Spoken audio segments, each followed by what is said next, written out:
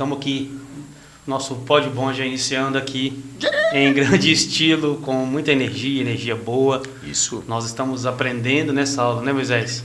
Fato. Estamos evoluindo a cada dia e tem sido um desafio enorme, né, fazer isso aqui acontecer, estúdio, cenário, iluminação, áudio, vídeo. O pessoal não faz ideia, né, cara? É complicado, cara, para chegar. Eu sei que tem muita coisa legal que a gente tem preparado para vocês, a questão de cenário também, estética visual, audiovisual também, mas para chegar nisso que a gente está apresentando aqui, cara, foi assim, foi badass demais, foi difícil, está sendo difícil, mas está sendo muito divertido também, a gente tem aprendido muito uns com os outros e é uma felicidade imensa estar com vocês aqui. Eu estou muito feliz, cara. Não tem nota para isso. É só agradecer mesmo ao pessoal aí que sempre, desde quando nós falamos do projeto, a galera abraçou isso junto com a gente. Isso é muito bom. E a pedido aí do pessoal, a pedido de vocês mesmo aí lá no nosso Instagram, no WhatsApp, nós resolvemos fazer isso. Começar o nosso Pod Bonja assim.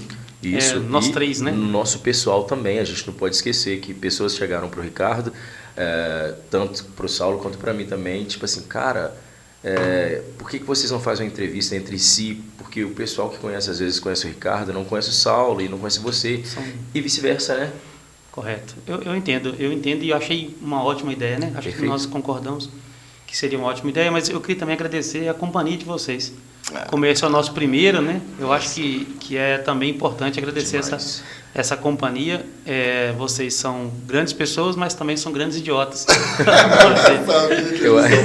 Eu acho que o que nos une mesmo é a segunda parte que ele falou, a idiotice que nos une, entendeu? São três SPA que está aqui, né? E se alguém um dia fala assim, como que eles se conectaram? É essa idiotice. A idiotice que nos conectou, entendeu? Bora fazer um Pod Bonja?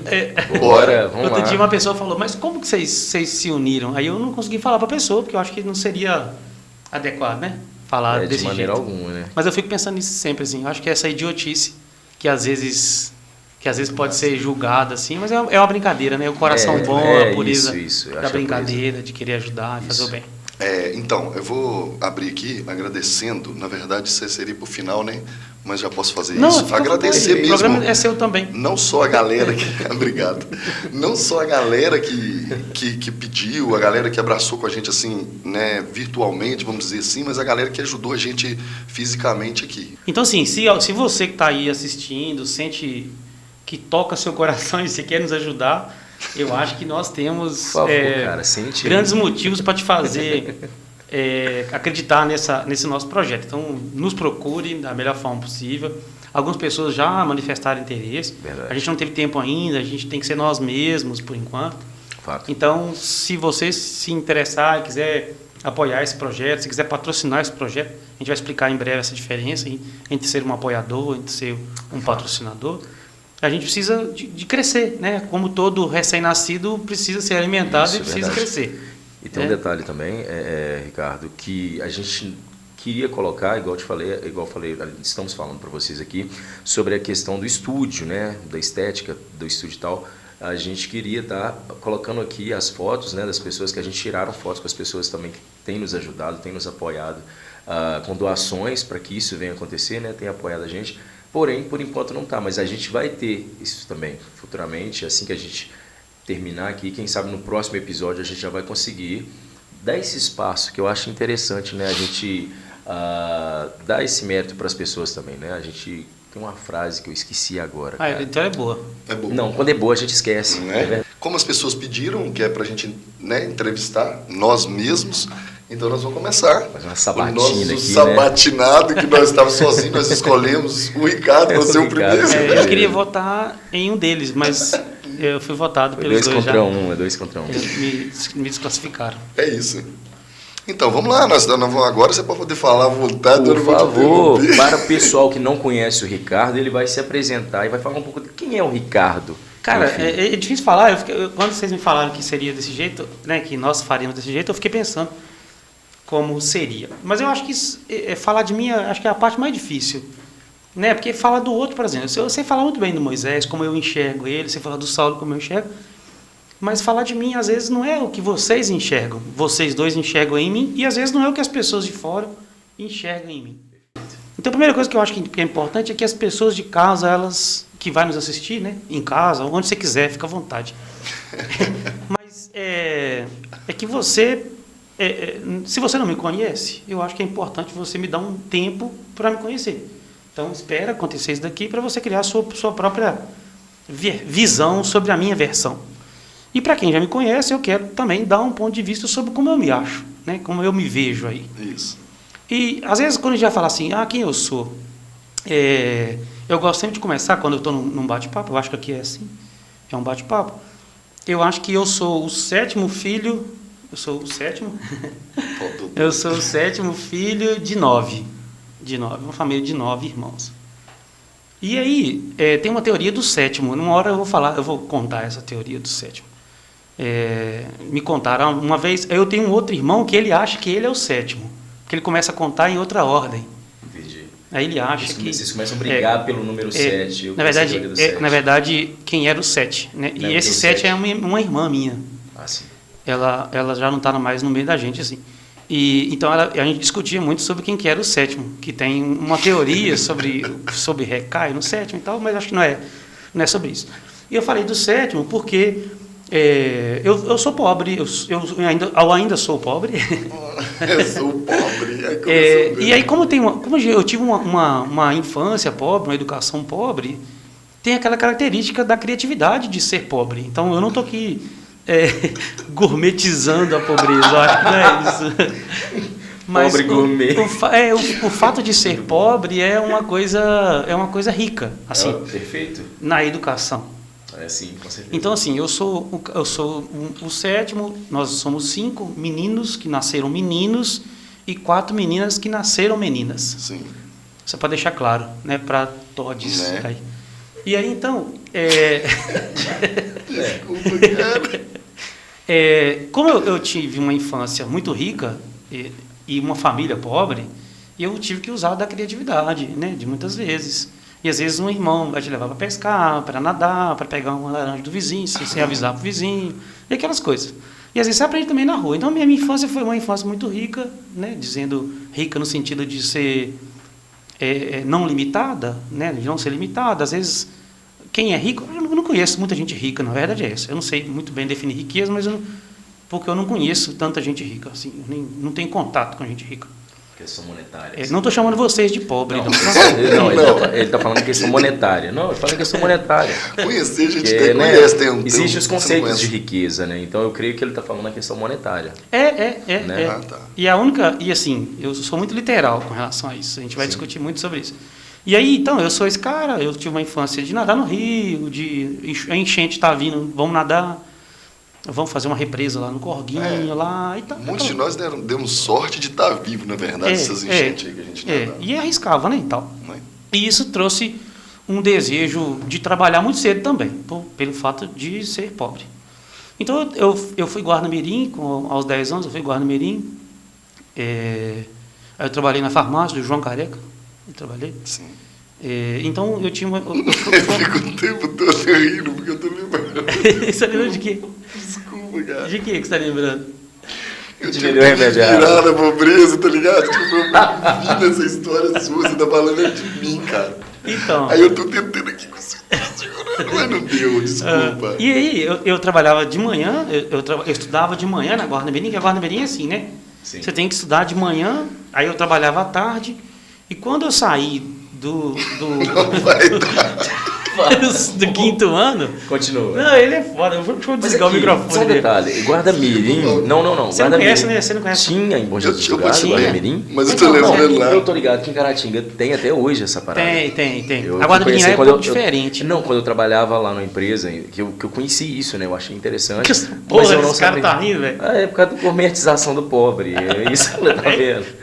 Ô, gente... Peraí. Eu confesso que tem piada que eu vou ter que sair, cara. Não vai dar, esses caras são muito pica. Pobre gourmet. E aí, então, o que acontece? E aí, na Guarda-Mirim... Que legal, eu não sabia que tinha esse Bom Jesus. E aí eu fui estudar, eu fazia Guarda-Mirim de manhã, eu estudava à tarde, eu trabalhava à tarde, desculpa, e eu tive que estudar à noite, cara. no sexto ano eu tive que fazer o sexto ano à noite. No caso da quinta série, né? Essa quinta série tá aí. Eu não consigo falar assim. Eu sei que é sexta, quinta série. E aí, nessa época, eu era meio pirralhinho, bem molecão. Tinha aquela coisa do cocão, não tinha? É questão da idade, né, que você fala. Não, nem vem. Não, vai, continua, Ricardo. Continua. E aí, eu tinha... Mais o que eu faço para concentrar, começa a arriscar. E aí, eu tinha... E aí, a minha infância, então, foi bem marcada por isso, porque às vezes eu chegava no meio dos adultos, em 1999, na quinta série à noite, eu não podia estudar no outro horário com as pessoas da minha idade. Então, eu estudava com a galera que era mais velha. Já tinha 18 anos e estudava à noite, a quinta série à noite. E eu fiz essa quinta série à noite. E foi uma coisa que, talvez que me ajudou muito no amadurecimento rápido. Que eu era uma criança, eu tive que conviver com adultos num tempo muito específico e num momento de medo. Porque tinha um trote, antigamente tinha um trote. Eu não sou tão antigo assim, mas tinha um trote da quinta série. Quem chegava na quinta série tomava um cocão no colégio, não sei se vocês lembram. Né? Tinha isso. Você acha que não passou por isso? Não, BH tinha o corredor da morte. Você tinha que passar no corredor com todo mundo te dando porrada. Pois é. Calma. E aí tinha. Então, como que eu ia para estudar com os adultos? Enfim, o medo, eu tive que vencer o medo e eu me saí bem. E aí, eu despertei esse desejo muito cedo. Então, com 10 anos, com 11 anos, 11 anos eu já estava trabalhando. E isso me despertou uma vontade de trabalhar, acostumei com o dinheiro. Então, assim, quem está me ouvindo aí, que você tem 11 anos, não experimente o dinheiro. Não vá trabalhar, por favor. Não vá. Um dia eu explico isso com mais detalhes também. Porque o dinheiro ele te faz refém dele. Depois que você experimenta, você não consegue mais ficar sem aquilo. Existe aquele detalhe, você não pode ser... O dinheiro tem que ser seu servo, não você ser servo dele. Então, mas depois que você experimenta, você sai daí. Você corre esse risco. E aí depois você não consegue mais... Você corre o risco de virar servo dele. Enfim, aí beleza. Então eu estou tentando falar de mim, assim, que eu tive que trabalhar muito cedo. E foi muito bom para mim. Foi muito bom. E sempre tive um desejo muito grande de estudar. Então eu estudei, aí terminei o ensino médio. No fim do ensino médio, eu fui trabalhar na oficina de moto com Bibi, aqui. Sim. Eu fui trabalhar como aprendiz e também lá foi um outro local que eu aprendi muito. Me moldou muito com o ser humano e fez muito bem para mim. Bibi também é fora de série, é um cara incrível. Né? Então ele me ajudou muito. E me incentivava sempre a fazer faculdade. Então eu sempre tive o sonho de fazer faculdade. Eu fui o primeiro da minha família a fazer faculdade. Bibi, quem seria Bibi no caso? Bibi é o Fabiano Silva Filho. É o Bibi Motos ali da oficina. O filho seria o filho dele, o Juninho. Não, ele é filho... Ah, então o Juninho é neto. O nome dele é Fabiano Silva Filho. Uau. Porque o pai dele era Fabiano. E no caso do o Juninho é Fabiano Silva Júnior. Por isso Juninho. E o filho do Juninho é neto. Ah, sim, perfeito. Conheço, agora eu sei de que Bibi que você está falando. Pois é. E aí, então, diante dessa situação, eu fui estudar. Fui o primeiro da minha família a estudar. E, automaticamente, algumas outras pessoas da minha família também se motivaram e tal. Foi uma época muito diferente do Brasil, de estudar. Acho que todo mundo estava tentando estudar. E, enfim, uma hora também eu vou falar sobre coisas de estudar. Né? Eu acho que não é esse. Mas eu estou falando de mim, assim. Claro. E nesse processo de construção, eu fui estudar, eu estudei muito. Eu confesso que eu estudei muito, assim. E acho que deveria estudar mais também. Mas eu preciso de ganhar dinheiro também, então você precisa de estudar e ganhar dinheiro, que você é refém do dinheiro. E aí, eu me moldei muito na academia, assim, na faculdade foi me moldando muito.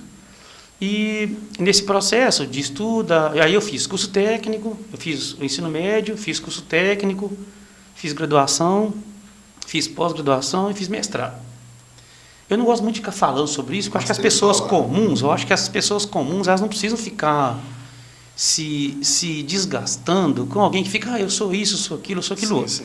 Eu acho que até aí é muito importante estudar e tal. Mas aí eu acho que o ser humano eu acho que é o mais importante. Como eu estou na sociedade comum, eu acho que não cabe ficar abordando. Não, mas vale, aqui vale, currículos. pode. Mas eu acho que não vale a pena ficar abordando currículo. Eu acho que é desnecessário. A nossa motivação aqui é essa. É desnecessário, mas aqui a gente está descobrindo que é um Ricardo. Então faz parte isso aqui. A gente entende que não, é só história de vida e de alguém que começou com tudo que ele está falando. Pô, o cara é alguém que não nasceu num berço de ouro, usa essa linguagem, né, mais chula, isso. E ele alcançou isso. Eu acho que isso é bom também que as pessoas entendam, porque é acessível, é algo acessível, porque tem pessoas que acham que isso é acessível só para aquele que nasceu com uma condição legal, sim. Aquele que teve uma escola melhor. Você formou aqui, não foi? Eu estudei a vida toda em escola Dionísio, pública. aqui. Padre Então, Dionísio. é isso, cara. Então é importante. Não, eu sei que você entendeu, mas eu acho importante a pessoa ter essa oportunidade de falar, não que você está se engrandecendo, mas você está mostrando para as pessoas que sim, tem como você chegar lá. Sim, eu acho que a intenção aqui é essa. Conhecer o motivar Ricardo outras e pessoas. aproveitar também do que o Ricardo tem a oferecer. Que É. no nosso caso aqui, né, idiotice, além disso, mas sabedoria desse cara que, né, quando nós ficamos sabendo como é que eu fiquei feliz de estar no meio desses caras. Ele é incrível. E aí, sim, mas eu acho enfim, que o mais importante vamos lá. é existirem outras pessoas que também têm o desejo de... Porque, assim, para mim, a única chance de sair de uma dificuldade... Eu com 10 anos, eu já pensava assim, o que eu vou ser? Qual a profissão que eu vou ter? E eu olhava para as possibilidades, não existiam possibilidades. E naquela época era uma época de êxodo muito grande, todo mundo queria ir para São Paulo. Não tinha essa coisinha de ir para os Estados Unidos. Verdade. Que, tipo assim, e eu acho que a galera que tá indo embora, eu acho isso maravilhoso. Eu sabia. Não que eu queria que as pessoas ficassem aqui, né? Que os bom jesuenses ficassem em Bom Jesus e construíssem e empreendessem, multiplicar, reproduzissem. Mas eu acho que quando as pessoas vão também, elas vão trazer riqueza para cá. Eu acho que vai ter um podcast nosso que a gente vai falar sobre isso. Eu quero propor essa ideia, a gente falar como que uma cidade cresce, como que a importância do capital externo para Bom Jesus. Tanto a riqueza do capital, quanto também do conhecimento. Cultura. Da cultura. Da cultura. Então tem uma galera gigante. Então, hoje tem essa possibilidade, mas naquela época não tinha. Sim. A única saída era, vou para São Paulo. E eu tinha alguns irmãos já em São Paulo. E eu queria muito, eu sonhava muito em ir para São Paulo. Então, com 10 anos, a única certeza que eu tinha era, vou para São Paulo, lá vou arrumar um bom emprego, e aí vou comprar meu carro, vou comprar minha casa, vou construir minha família. Eu acho que seria esse caminho. E aí, durante o processo, nesse processo, eu vi que poderia ficar aqui. E aí, fazer a faculdade era o que poderia me manter aqui, que eu poderia ser professor. Eu queria ser professor, meu sonho era ser professor. Até hoje, né? Você Eu gosta sou mesmo professor de- ainda. você Eu sou gosta. professor e defendo essa classe com toda a garra que merecem, assim, que a maioria merece. Sim. E aí, então, nesse processo de construção de conhecimento, aí eu fui estudar, e a faculdade foi me moldando. Então, eu sou da Vila Ozanam, tenho muito orgulho disso, que a minha educação foi forjada lá, meu caráter foi forjado lá, de uma cultura simples, de gente simples, mas eu também aprendi com a academia. Então, se vocês me verem em alguns outros ambientes, eu sou totalmente diferente. Não que eu seja falso, mas o comportamento que eu tenho que ter em alguns ambientes são diferentes. Tem que ser. Tem que Mas ser, a acho postura, que né? Então eu tenho que usar um vocabulário mais refinado, às vezes nem tenho tanto Mas- assim, mas e eu tenho que usa. buscar robustez e tal. Então, nesse processo, aí fiz faculdade e eu fui trabalhar na faculdade depois. Eu tive esse prazer de depois ser professor na faculdade. Trabalhei lá há 12 anos. Na faculdade, eu entrei na faculdade com 23 anos. Eita. Isso que é importante, né, Moisés? Sabe? Você 23 fala assim, anos. Então, com 23 anos, eu acho que eu fiz história, assim, para todo mundo. E é uma coisa simples. As pessoas falam assim, aí ele dá aula na faculdade, ele deu aula. No caso, agora eu dei aula, tá? Eu não sou mais funcionário Você, da faculdade. Você verbo começou a estudar na faculdade, na academia, aos 23 anos? Comecei a dar aula na A faculdade. dar aula aos 23 anos? Ó. querido. É isso. Não, Na verdade, ele né? deu do verbo lá ele. Não é isso? Não, Eu vendia aula. Perfeito. E também dei aula no Estado. Sim. Né? Eu Tem dei uma aula no galera aí Estado. que Dei aula em fala, Pingo d'Água, dei aula em cara, Córrego Novo. uhum. E dei aula na minha Padre Dionísio, que é a escola onde eu estudei, e eu tinha o sonho de voltar ali como professor. E sempre tentei fazer um trabalho, aquele trabalho que eu sonhei, que eu queria ter um professor assim. Então eu tentava sempre desempenhar um bom trabalho. Às vezes você tem que ser mais duro com um ou com o outro, mas em linhas gerais eu tenho consciência de que eu fazia um bom trabalho. Isso é importante. Eu tenho a consciência tranquila de que eu fiz o que eu podia, o que estava ao meu alcance. Sim. E lá eu tive uma equipe, sinceramente, eu já dei aula já em colégios particulares em Caratinga. Sim. Eu já dei aula em 3 colégios particulares em Caratinga. E eu não vejo a Padre Dionísio perdendo para nenhum deles, cara. Isso é muito bom. Cara, é sério. Se eu tivesse hoje um filho na idade escolar da Padre Dionísio, eu não pensaria 2 vezes em levar ele para Padre Dionísio. Eu levaria com toda certeza, com toda convicção. Eu posso dizer para qualquer pessoa que Perfeito. isso é uma garantia. É experiência também, né, cara? Com E certeza lá você dentro viveu tem isso. pessoas incríveis, de verdade, profissionais incríveis, Pode ter um profissional ou outro que possa às vezes, Faz não parte. estar no mesmo nível de outros, que a maioria. 90% dos profissionais que estão lá são muito capacitados. De uma experiência incrível. Então, eu fui lá e realizei meu sonho também. Eu sou muito sonhador, então eu sempre fiz isso. Eu sempre realizei os meus sonhos. Sim. E aí, eu tinha o sonho também de ir seguir uma carreira militar. Eu sempre quis isso. Então, recentemente, eu consegui passar no concurso da Marinha do Brasil e fui para a Marinha Mercante. Né? Então, eu fiz esse concurso, eu me classifiquei e fui fazer a formação. E aí, então, eu morei lá e foi muito desafiador. Eu morei em república, eu morava em lugares com quartos compartilhados. No meu quarto tinha 6, 7 pessoas, né, de vários estados do Brasil, da Paraíba, do Ceará, do Rio Grande do Sul. Da Bahia. Nossa, um salve para meus amigos baianos, que é foda pra caralho. Olha só, baiano é foda. Aqui, de verdade, eu conheci gente incrível. No Pará, o paraense é hospitaleiro, é um povo cuidadoso. Sim, o pessoal sabe? do norte, cara, o pessoal do norte e nordeste são incríveis. Eu achava que era carência assim no começo, mas depois eu fui ver que era uma galera do bem, assim. São pessoas incríveis. Enfim, riquíssimo de cultura. Isso. E aí, terminei meu curso e voltei. Voltei, né? Vocês sabem da história, mas a galera aqui não sabe. E aí, então, eu sou suboficial da Marinha. Comparando com... Sim. Como se eu fosse... suboficial, pronto. Acho que vou ficar dando detalhes. Tá bom. E aí, agora eu estou aguardando voltar para o mar. Eu tenho que fazer um estágio, tenho que ficar agora 60 dias navegando por aí. E aí, nós, aqui, Moisés e eu, ficamos aqui torcendo para que ele Nossa. vá, mas também não querendo que Não vá. demore muito a voltar também, né, gente? mas o retorno é breve e é necessário. Então, assim, eu consigo jogar, eu consigo caminhar por uma série de assuntos, né, que a vida me proporcionou. Então, assim, eu acho que eu sou simples, pelo menos eu sinto que eu sou simples. Eu sinto que eu sou sonhador, que eu sou muito emotivo, eu choro fácil. Só não pode falar de humildade agora. E nem de um outro ser humano. Eu acho que não, tem um camarada aí que se a gente falar que é Deus. Então, assim, eu acho que eu sinto que eu sou simples, que eu gosto de verdade, eu gosto de pessoas, eu gosto de bater papo. Sabe? E a vida me tornou desse jeito, assim. Às vezes algumas pessoas, eu acho que ele é metido, eu acho que ele não é assim. Mas eu acho que é também da pessoa. Talvez a pessoa não tenha tanto contato, não tem conhecimento, não tem oportunidades e tal. Então, eu sempre trabalhei muito, eu ainda trabalho muito, e eu sei fazer de tudo. Eu sei fazer um serviço de pedreiro, eu sei fazer um servente, sabe? E eu fui criado nesse tipo de coisa. Então, você fala assim, Ricardo, vamos ligar umas luzes aqui, eu vou ligar. Você vai ligar aqui umas coisas que eu vou ligar, eu vou aprender, sabe? Massa. E eu gosto de aprender. Então, você fala assim, Ricardo, o que você sabe? Olha, eu só sei que eu quero aprender. É isso. Então, uma coisa que eu queria saber de você. Você tem alguma história assim que você possa compartilhar também, mas já é algo triste, que eu percebo que, querendo ou não, por mais que você falou da sua infância, das dificuldades, a gente teve um desfecho maravilhoso, cara, e a gente está muito feliz com cada conquista que você vem, né, tendo, a gente fica muito feliz.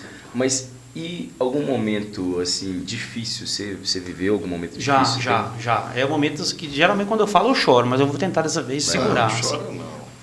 Eu tinha essa minha irmã, ela faleceu, foi morar no céu, com o Papai do Céu lá. E ela me fez muita falta, me faz muita falta e faz falta para todo mundo, assim. Mas a passagem dela, foi muito doída para mim, assim, porque ela morou em São Paulo 20 anos, mais de 20 anos. Que é esse desejo de morar em São Paulo, né, para fazer a vida. E ela morou, casou. Tinha a casa dela, tinha carro, tinha uma boa vida, um bom salário. Ela trabalhava numa empresa, chama Nextel. Aí, pronto. Patrocina Pode nós. fazer isso, só depois que pagar. Quem sabe a nossa. E então ela trabalhava nessa empresa de telefonia e ganhava um bom salário. Eu confesso que ganhava um salário altíssimo. Assim.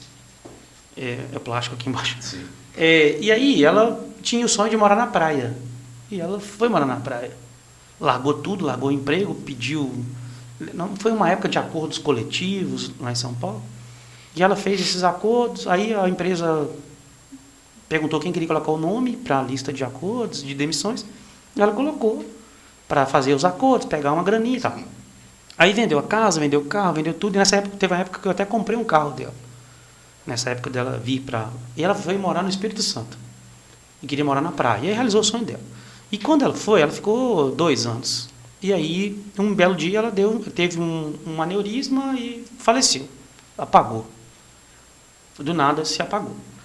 E aí começa um sofrimento, porque ela falava, enquanto viva, que ela queria ser doadora de órgãos. Eu acho que foi a coisa mais triste assim, que eu já passei, foi isso. E a gente sabia, todo mundo da família sabia que ela era doadora de órgãos. E esse processo foi muito doloroso para mim, assim, porque de uma certa hora, o marido dela me ligou, estava trabalhando, estava em Caratinga. Aí, quando ele me ligou, estava chegando em casa. Eu tinha uma república lá, cara, que a faculdade disponibilizava para os professores morarem, assim. E eu estava chegando, esse dia eu estava sozinho em casa, estava só eu. Aí falou, olha, ela está em coma e tal, não sei o quê. Foi numa quarta-feira à noite, assim. Já eram umas 23 horas. Aí sozinho, falou, não conta para ninguém. Aí eu falei, caramba, e agora? Como que eu vou fazer? Aí eu só lembrava de ajoelhar e de rezar e de fazer minhas orações, de pedir a Deus para conduzir, né, do jeito que Deus planejou, que eu acho que também a gente fica pedindo, às vezes a gente pede do nosso jeito. Sim. E não sabe o que está rolando, né, e eu acredito muito nisso. É o famoso, nisso. Desculpe te interrompendo, o famoso seja feita a vossa vontade, mas que ela coincida com a minha. E né, a gente faz tanta oração e fala, seja feita a vossa vontade, e aí quando a vontade ocorre, eu quero questionar, né? Então, assim, mas depois teve um momento que eu me revoltei com Deus. Erradamente, erroneamente, claro. Mas acho que todo mundo a maioria já passou por isso. É um momentinho ali, né? E aí, então, eu passei a noite toda, sabe, mal, assim, e não dormia, e dava aqueles lá, falei, caramba, e agora? Mas não processei direito. Falei, vai melhorar, era saudável pra caramba. E ela era formada em educação física. Depois de mim, ela foi faculdade. Aí, ele era muito fã, assim, de todo mundo, ela não tinha filhos, então ela cuidava muito, ela era mais velha e cuidava de nós todos, dos mais jovens, assim, que nasceu depois dela, ela cuidava de todo mundo, sabe? Ela era como se fosse uma segunda mãe, todo mundo. E aí, beleza. Aí, quando amanheceu, veio a notícia que ela tinha falecido. Estava num processo de morte encefálica. Sim. E esse processo é dolorido demais, porque tem que vir uma junta médica e faz um mapeamento cerebral, e toda vez que tem uma função cerebral, e a função cerebral é medida com eletrodos, né? Tem vários eletrodos. Sim. Uma parte está morta, ou seja, não está passando eletricidade ali. Mas se uma parte tem um sinal, não pode ser constatado a morte completa. Nossa. Então ela estava num processo de morte encefálica que é irreversível. Então é um dano, é como se fosse um fiozinho lá dentro que rompeu e vai apagando todos os outros. Isso. Né? E aí, beleza. E aí, como é que eu vou chegar em casa e falar isso pro meu pai? Né? Porque a vida parece que ela foi... Nós acostumamos que a vida foi planejada para o filho assistir o óbito do pai, né? Ou, né, assim, é a regra natural. Tipo assim, e de repente um pai ter que velar um filho, então é um processo meio doloroso. Então aí tive que falar. Meu pai, quando eu falei, ficou malucão. Minha mãe ficou estrinada, estática, assim, sem saber, em choque. Beleza, aí eu tive que ir para lá, porque eu não conseguia ter mais resposta, eu fui para lá. Então foi doloroso também aí. Então a morte em si, né, já é dolorosa. E aí eu tive que ir para lá. Aí quando eu fui para lá, começa o processo de organizar, detectar a morte. E quando eu cheguei lá, tinha chegado para mim a notícia que ela tinha falecido. Quando eu cheguei no hospital e cheguei na recepção, eu falei, não, ela está viva, não está morta. Eu falei, caramba, aí me enchi de esperança. Eu falei, e agora? Então tem alguma coisa que pode ser feita e tal. Mas depois me foi informado que não podem falar na recepção. Tinha que ter uma equipe de psicomédicos, psicólogos, de pessoas capacitadas para explicar o processo. Então depois a gente foi falar comigo, como estava rolando. Foi eu e o meu cunhado daqui. A gente foi para lá, nós fomos para lá. Aí lá, eu cheguei na quinta-feira, na quinta-feira à noite, ainda estava rolando isso, ainda não tinha nada certo. Aí fui para a casa dela, fiquei lá esperando. No outro dia constatou, quando acho que 11 da manhã, assim, foi constatada a morte encefálica completa. Então, de quase 48 horas no processo. E aí, como é que eu explico para o meu pai e minha mãe aqui? Isso. Pessoas simples demais e humildes demais, né? Simples e humildes. A gente lembra dele, cara. Para poder... Calma. Para poder explicar para eles que eles não poderiam velar a filha deles ainda, né? Como que, né? É difícil, é um negócio complicadíssimo, né? Aí, então, vamos aguardar. Aí agora completou. Aí faleceu. Aí eu fui lá ver. Quando eu fui ver, eu queria me despedir dela, de alguma forma. E ela viva, cara. Você deitado assim, como se estivesse dormindo. Você, respiração sem estar cansada, sem estar atrasada, sem estar acelerada. Normal. Todas as funções vitais normais, mas como se estivesse dormindo. Aí eu fui procurar um padre, né? Nós somos católicos, eu fui procurar um padre para poder dar a extrema unção. E quando eu fui chamar o padre, aí foi mais dolorido ainda. Porque eu nunca vi um padre chorar. Que quando eu fui chamar, eu falei, o padre é a Edna e tal, não sei o quê. Fui lá na paróquia. Conheci ela. Só que ele não se ligou. Quando ele chegou e olhou e viu que era ela, aí ele saiu, desabou. Sua ajuda acabou, você tem que ajudar aí ele. eu também fiquei perdido. Falei, caramba, o que está acontecendo? Aí eu fui entender que ele reconheceu ela. Aí ele falou da igreja, era muito atuante, participativa, comunicativa. Ela quase que tomou a igreja dele, porque ele queria fazer tudo, né? E tal. E aí, beleza, aí mais um processo. Aí depois tem a retirada de órgãos, que é um processo nobre, né? Quem tem essa noção, claro. Quem tem esse preparo de falar, olha, eu quero ser doador de órgãos. Então. Recentemente está aí o Faustão, que foi um receptor de coração, né? Então, tá efervescente ainda esse tema. Eu acho lindo, mas eu acho lindo, desculpa até interromper, mas eu lembro de uma propaganda que está dentro desse assunto, não sei se vocês lembram, passava um cara passava assim, sempre um cachorro latia para ele. O cachorro sempre latia para ele, ele olhava para o cachorro, e o cachorro olhava para ele e ele seguia a viagem. Aí a propaganda continua. Aí, até que teve um certo ponto que o cachorro latiu para ele de novo, e ele foi, porém a câmera seguiu o cachorro. O cachorro ele entra para casa, entra lá, sobe no sofá e olha para a foto do dono dele. Ou seja, aquele cara que estava passando estava com o coração do dono dele. Então, por isso que sempre a ideia da propaganda era que essa pessoa continuava viva. Continua vivendo. Então, é um processo doloroso. Doloroso, desafiador. Aí, assim, chega o helicóptero o tempo todo e a fila de espera do SUS é incrível, é um negócio organizado. Sim. E não é de qualquer maneira. Então, assim, um receptor não recebe 2 córneas. Ele recebe uma. Sim. Ela só pode doar para 2 pessoas diferentes. Sabe? É um rim, os 2 rins, um para cada pessoa. Isso. Sabe? E é um negócio... Enfim, mas é dolorido, sabe? Por mais que ela... Vai perpetuando o luto. Sim, mas por mais que ela fosse... Ela já era uma doadora, né? Ela tinha decidido. Como é que é? A família ela tem que assinar alguma coisa? Sim, aí eu tive que assinar um monte de documentos, ciência, autorizando, porque ela tinha as documentações que comprovavam que ela era um desejo dela. Sim. E aí eu tenho que algum parente tem que ficar lá assumindo que tem ciência do que está acontecendo, porque não é um processo simples. Entendi. Porque tem crimes que ocorrem a partir daí. Sim.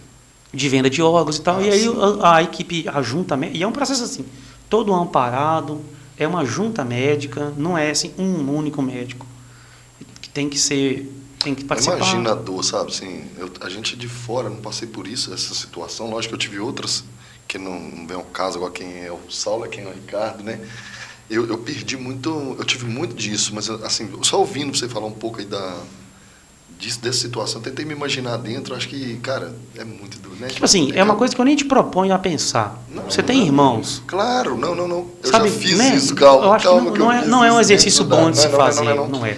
Eu estou tentando me colocar no seu lugar, porque a pergunta que foi feita é sobre uma coisa que te deixou normal, te deixou arrasado. Outro dia eu fui mandar, eu estava em Belém, fui mandar uma mensagem de luto, assim, é ruim você mandar, né? Eu estava longe, mas eu queria o Johnny Anderson.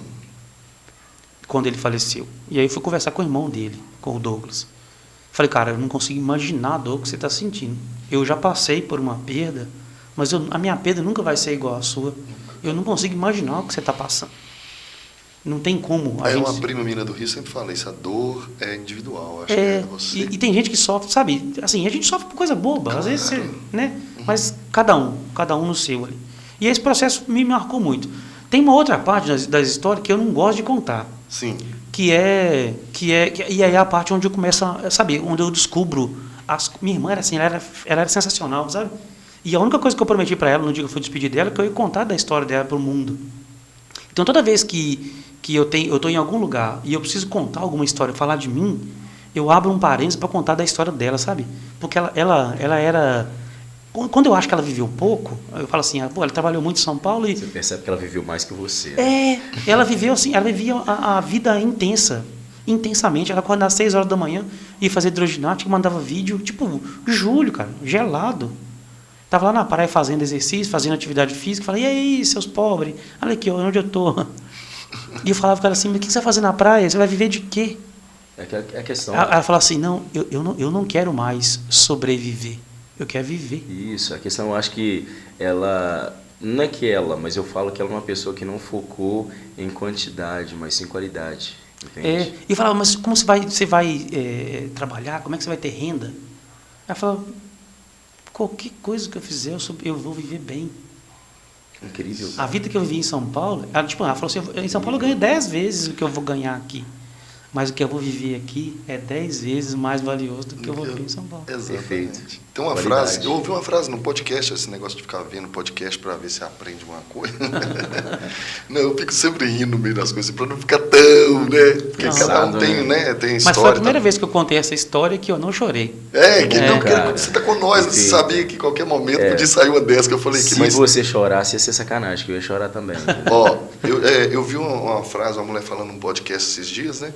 Ela fala assim, quando a morte me encontrar, eu desejo para vocês, e eu estou desejando já, tá? Estou falando o que ela falou, eu desejo para vocês que quando a morte encontrar vocês, que ela encontre vocês em vida. Pô, Perfeito, você é doido. isso me bateu, aí você falando sua irmã agora, não, Caraca. o que veio na minha cabeça é isso, cara. Sabe, é que te encontre em vida. Perfeito. Porque quando as pessoas não estão mortas já aí, Sim, acha que sim. está vivendo, já está morta. Aí na hora que você falou dela, a primeira coisa que veio na minha cabeça foi essa mulher. Quando eu falo de vida, assim, eu lembro da parte financeira. A gente tem que lembrar disso, né? E tal. Mas a vida tem as suas peculiaridades. Eu acho que também você não pode ser mesquinho o suficiente de falar assim, não, eu não preciso de dinheiro. Não. Vamos ser honestos, Cara, que tem que correr atrás pra caramba. Tudo você tem que pagar. Um assunto um outro assunto para falar, tipo, sim. dinheiro, sabe? Eu acho que esse tema rola. Eu não vou falar que o dinheiro não me traz felicidade, mas ele me propõe a felicidade. E eu também não gosto daquelas frases assim, dinheiro não traz felicidade, então me dá o seu pra cá. Sabe, eu também acho que isso é meio bobão, assim, ficar... Não, eu acho que é moralista demais, assim, querer esse mundo porque eu acho que é muito vazio. Sim. Nós que tivemos essa infância, que eu lembro, né, agora não vou dar crise, mas nós tivemos essa infância, a gente vê que é necessário. Não é que é feliz. Eu conseguiria, sim, ser feliz com dinheiro. Por que não? Eu acho que sim, eu não vejo. É muita hipocrisia. Eu acho que isso aí é muito assunto para outra hora, que a pergunta foi mas outra, perfeito. né? Então, mas aí, assim, a parte que mais me deixou... Há um momento que eu já fiquei mais triste, assim... Foi esse momento, assim, sabe, de me despedir da minha irmã, assim, foi... Eu acho que não é uma coisa que você não espera. Sabe o que é interessante, Ricardo? Eu creio que vocês percebem isso também, vocês que estão nos assistindo. Você percebe que ninguém nasce preparado para morrer. Ninguém nasce pensando na morte, porque nós não nascemos para ser finitos. Nós somos seres infinitos. Nós, da nossa cultura, né? Sim, a nossa cultura. Não, por mais... Por isso que eu tô tem falando. outras culturas eu sei que é por mais... Eu tô falando que isso gera um... Sim. Né? Outro As programa frases já. de efeito Mas eu não aí falo, então por mais que a nossa cultura, eu vou falar a minha cultura, mas se eu for pegar uma cultura maia, uma cultura asteca, qualquer uma outra cultura, quando eu entro nessa cultura, eles também têm esse entendimento. O ser humano, seja pelos astros, cosmos, não importa, existe uma fome de eternidade dentro de nós, porque o ser humano por si só, ele entende, ele não consegue lidar com o fim da questão da morte, da vida, porque algo dentro dele clama por mais, ele sabe que ele não é feliz. Eu concordo e acrescento o seguinte, eu passei por esse processo, que é o processo do egoísmo. Sim. Eu comecei a perceber o egoísmo, o quanto que vou falar que eu sou egoísta, mas eu queria falar nós somos egoístas. Pode falar, porque nós queremos ao nosso modo, ao nosso tempo, da nossa forma, né, da forma que você fica esperando, assim. E eu tive que aprender com esse momento, eu tive que aprender sobre o egoísmo, que é também desafiador. Você olhar para alguma coisa e falar assim, não, deixa eu passar a vez. É lógico. Sabe, você olha para um fato. Esse fato eu acho que deveria ser um fato encerrado aqui já. Né? Não, claro, Esse assunto, agora eu quero te falar, ele é o sabatinado, Agora o quê? Vai continuar sendo ou vocês vão mudar o sabatinado? Eu acho que deveria mudar, porque já estamos estendendo demais. Pode continuar, vai lá, Saulo. Cara, nós vamos colocar isso aí, a gente divide, corta. Eu acho que o assunto, quando você estava falando da sua irmã, quando o Moisés me falava mais cedo, o que eu pensei? Cara, a gente não pode estender muito, que não sei o que não sei o que lá. Cara, mas como que eu não vou ouvir isso? Não dá. Tá ligado? Eu pensei desse jeito, eu disse assim, não tem como eu não ouvir, velho. Eu sei que aqui, ó, eu pus aqui rodando um minuto aqui, não vou nem te mostrar pra você não ficar com vergonha. Eu sei quando sabe. Você tá acompanhando aí. Então tem muito tempo, mas, cara, como que não escuta isso, sabe? Eu pensei mesmo perguntando lá na faculdade, que já saiu da fase da... Eu lembrei de um negócio. Na faculdade aconteceu uma coisa engraçada comigo. Isso que eu quero saber, pera. Aí todo mundo já sabe que nós combinamos. Vocês esperam falar que é uma coisa engraçada. Mas eu não falei nada da faculdade. Você falou que é uma coisa engraçada. E eu te perguntou o que é uma coisa engraçada que aconteceu. Não, mas é massa, pode falar. Não, calma. Eu lembrei aquele dia que a gente tava aqui na escada, você está com aquela calça, cara. Por isso que eu não concentrei, tá ligado? Então aquele ali já foi engraçado. Vocês ou ele? Eu desconcertei. Porque não, eu falo que ele tava com uma calça maior que ele. Esse dia foi muito bom. Então eu lembrei daquilo, eu olhava pra você, cara, e não conseguia.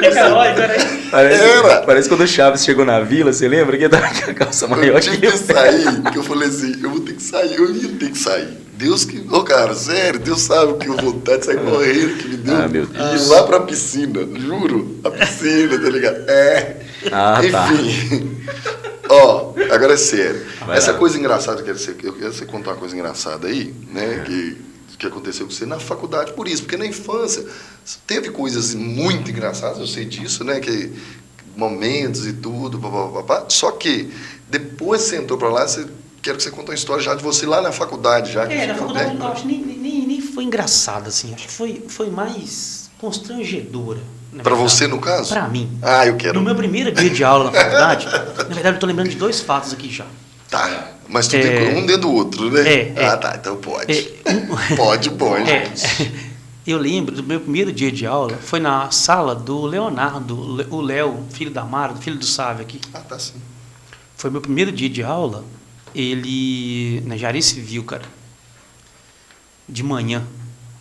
Aí eu entrei e tal, me apresentei. Primeiro eles olharam assim e pensou que era um aluno novo chegando. Tipo assim, na turma. Era o 3º período deles. Então já estava 1 ano e meio de curso já. Aí eu cheguei, e bom dia. Aí eles não se manifestaram. Cheguei com uma mochila, com um data show, e me ocupei a mesa do professor. Era bom dia, de manhã, matutino. Aí falei, bom dia. Eles olharam assim, bom dia. Tipo, não tô nem aí pra você, brother. Que aluno ousado esse. Aí eu falei, pessoal, eu sou o professor Ricardo, venho. Aí eles já foram correndo assim e tal. Aí a aula, me apresentei, eles se comportaram como deveriam. Sentaram, né, na mesa, na cadeira. E aí eu fui me desenrolando ali. Aí me posicionei, peguei um pincel, comecei a escrever meu nome, escrevi o nome da disciplina que eu ia ministrar ali, coloquei no quadro. Coloquei a data do dia, dividi o quadro em 3 partes, onde eu faço sempre, aquele ritual de sempre que eu já estava acostumado, que eu tinha planejado fazer. Eu fui dar aula na faculdade pela primeira vez, mas eu já estava acostumado a dar aula em outras escolas. Aí, na frente, assim, tinha uma menina, e ela estava de saia. Aí, eu comecei a falar do assunto que eu estava abordando, era física, eu lembro que era cinemática. Aí eu explicando uma coisa, que assim, eles fizeram uma reclamação de uma professora que estava dando aula de física, e aí eles pediram, várias turmas pediu para tirar essa professora.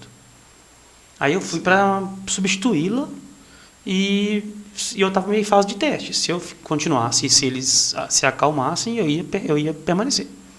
E aí então eu tive que, como o conteúdo tinha sido já abordado durante... tinha 3 meses de aula eu tive que chegar e me preparar muito mais do que o normal. E aí, se os caras tivessem fazer uma pergunta além, ou a quem, ou contemporâneo, eu ia ter que saber falar sobre aquele tema. Então, eu cheguei me sentindo já. E aí eles falavam que não tinha entendido nada, aí, nervosos. Eu falei, olha só, igual eu falei aqui no início, não criem expectativas sobre mim, não tentem imaginar quem eu sou, só me dê uma oportunidade de me conhecer. Deixe que, se eu tiver talento, vocês vão perceber. E se eu não tiver, vocês também vão perceber igual você percebeu do outro, né? Da outra pessoa que estava aqui. E eu pedi para a única coisa que eu quero é que vocês não falem mais da outra pessoa que estava aqui. Só de eu falar assim, eles já ficaram... Falou, eu já sei tudo o que está acontecendo, mas vamos respeitar a pessoa que não está aqui mais. E foi. Aí essa menina, sentada na frente, e ela estava de saia. E ela com a perna toda aberta. Aí eu parei a aula, falei, moça, parei para todo mundo ouvir. O seu joelho tem atrapalhando a aula.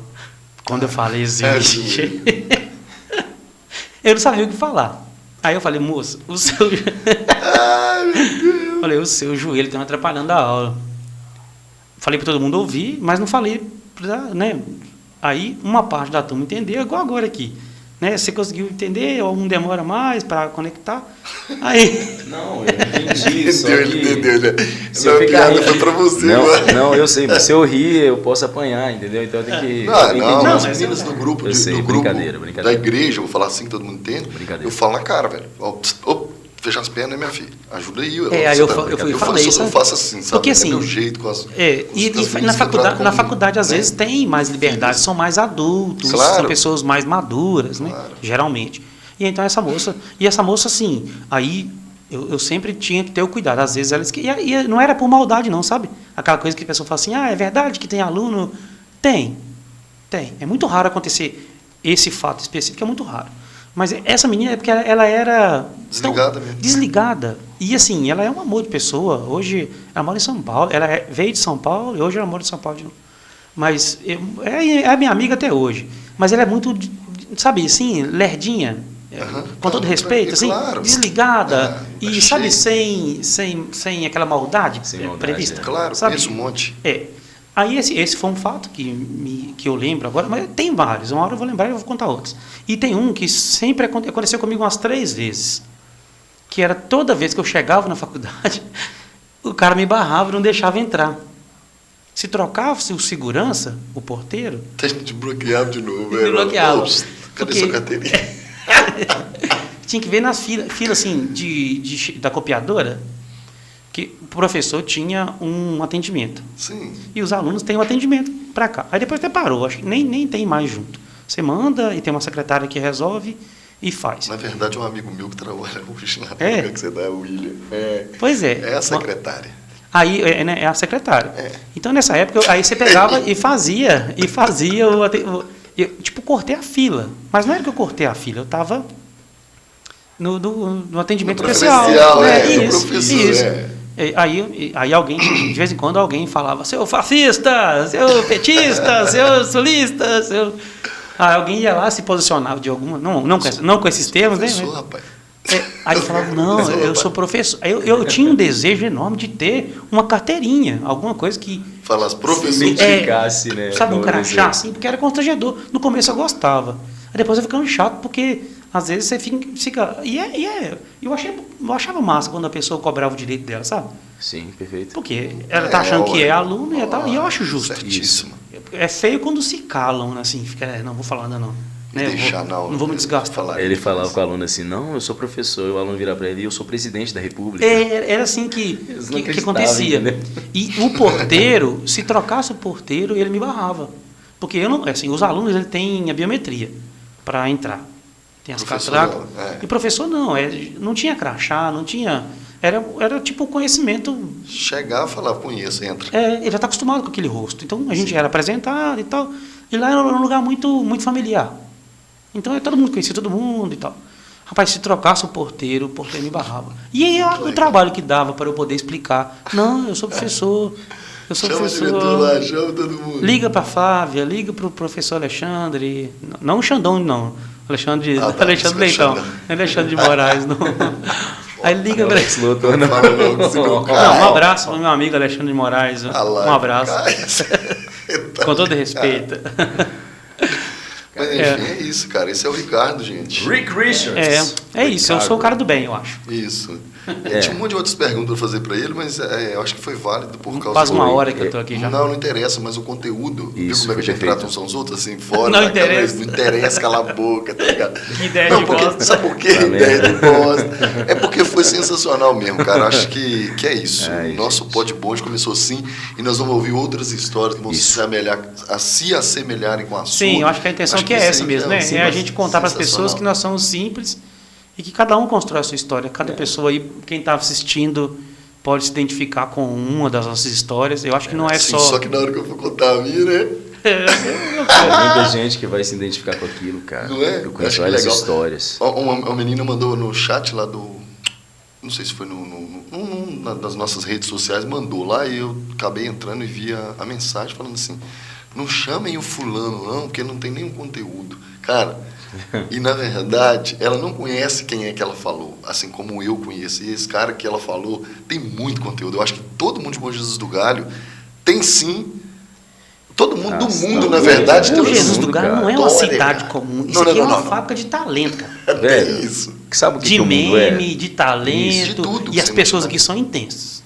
Com São. certeza. Eu vou falar uma coisa aqui, espero que as pessoas não interpretem mal, não. Não, explica então para nós. Aqui é uma fábrica de talentos. De talento mesmo.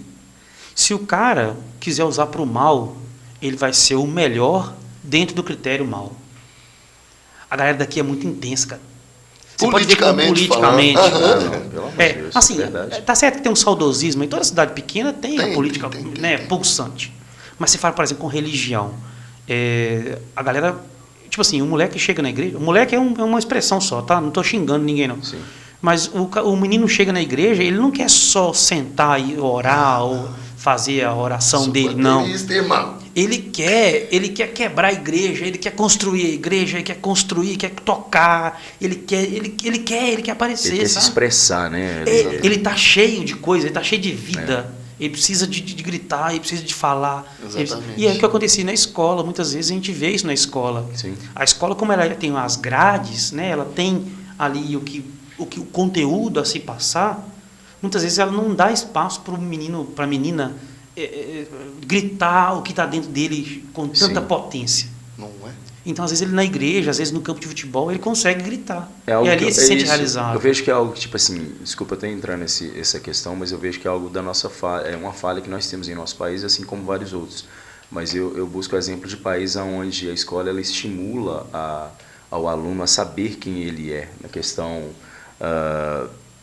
sabe, essa questão dele se conhecer mesmo. Tem as escolas, por exemplo, no Japão, nos Estados Unidos. Sim, e elas outros países, priorizam isso. o eu, né?